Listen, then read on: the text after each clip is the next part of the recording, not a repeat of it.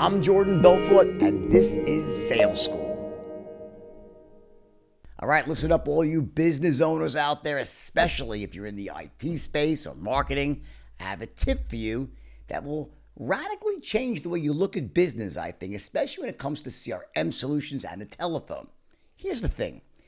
Many businesses out there are lacking a crucial resource they need to run their company effectively. I've done my research on this, and one of the most awesome things out there in this department is something called Bitrix 24's Partner Program.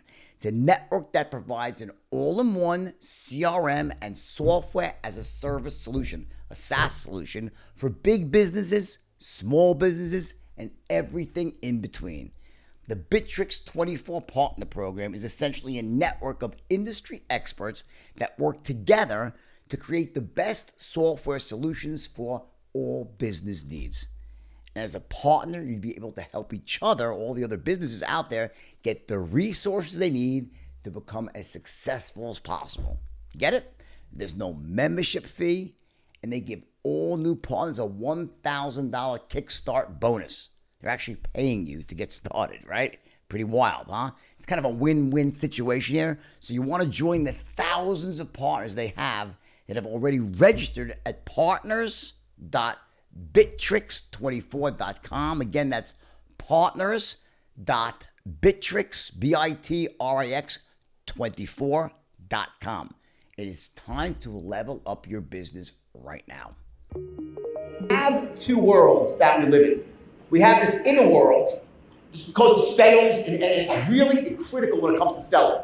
We have this inner world of success. What happens up here between your ears before you ever go out into the world and take action and try to sell anybody anything? And there are certain distinct things that you need to know how to do pretty well if you want to succeed. If you can't do them, you could be the greatest salesperson in the world with skills, but you're not going to succeed at a high level.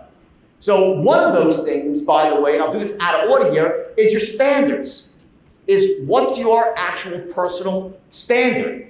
What will you not settle for less than? Now, just so you know, most kids at 16, they made $125 in one day. They probably would have said, you know what, I'm going to go party for a few days, okay, and go wild, I'm going to go drink, who knows what I'll do. And then when it runs out, I'll go, come on, no, not me.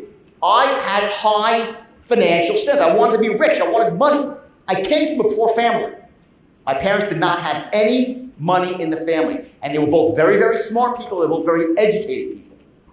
Just to give you an idea about my mom, okay, she's now 80 years old. At 64 years old, she went back to law school and passed the New York State bar at 68, the oldest woman in New York State to pass the bar. She's a very smart lady, does all pro bono work for women's charities. Before that, she was a CPA.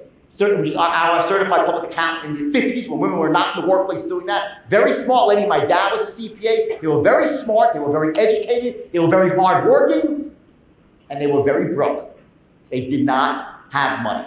Because number one, they worked for other people. But even more importantly, they did not like to sell. They thought influence was evil.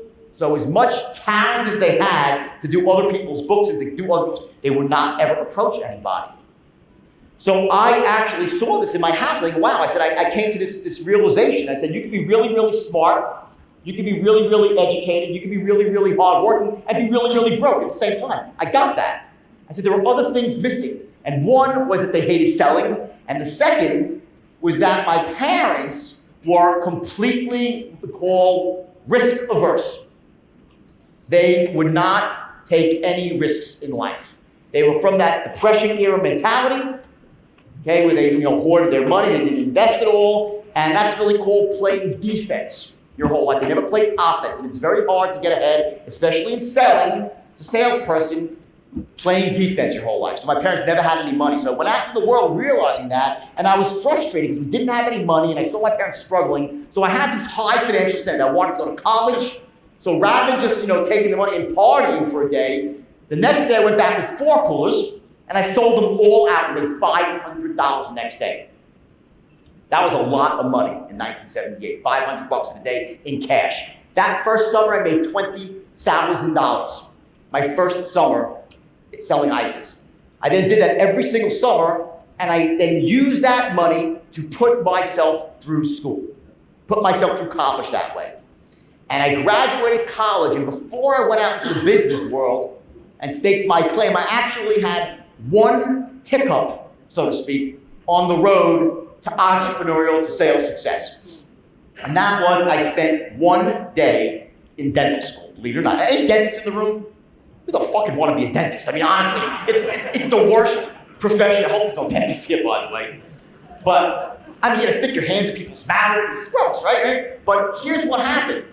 From the time I was 18 months old, and I was in the high chair, and my mom was, giving me the bottle and the pablum and the applesauce, from that first moment, as the food was going in, she was saying the only way to become wealthy is you gotta be a doctor. She's a Jewish mother. You gotta be a doctor. The only noble wealth, doctor. It's like fucking hypnosis, okay? And it basically is, right? Hungry food, doctor, right? So what my mother was doing, just so you know, she was inserting a belief in me. And that makes up the second element of this inner game of success, the beliefs that we have.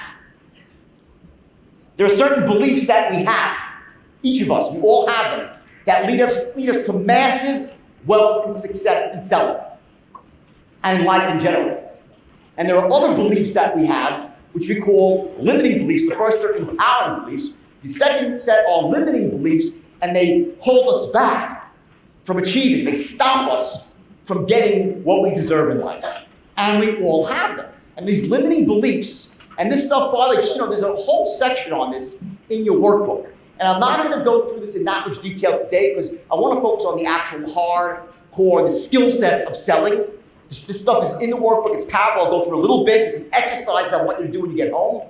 And it's really cool and very empowering. Today I want to focus on the selling stuff that's going to help you make more money immediately the next, starting tomorrow, right? So, but this belief systems that we have, imagine it's a limiting belief.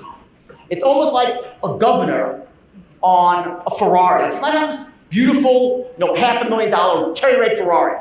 It's got 500 horsepower, beautiful chassis, 12 cylinders in the engine, capable of doing 300 miles an hour. But if there's a governor on the engine stopping the flow of gas, you're not going over 55. I don't care what the car is capable of doing, that one element holds it back and you will not go over 55.